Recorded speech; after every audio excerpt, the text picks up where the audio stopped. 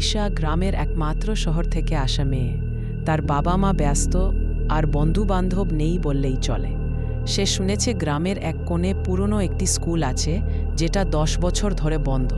তিশা একদিন কৌতূহলবশত নিজেই ছুটে গেল সেই স্কুলের দিকে। পুরনো স্কুলটা যেন সময়ের ফাঁদে আটকে আছে।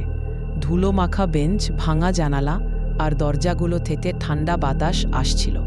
হঠাৎ একটা শব্দ, টোক টোক। তিশা থমকে গেল।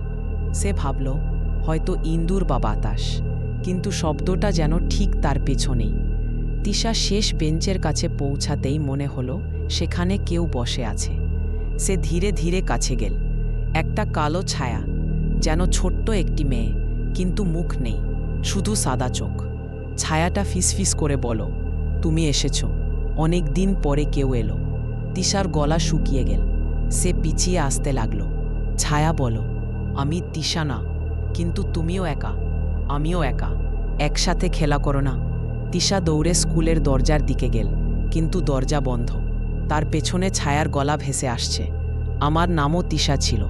10 বছর আগে এই স্কুলেই আমি হারিয়ে গিয়েছিলাম, কেউ খেয়ালই করেনি। পাশের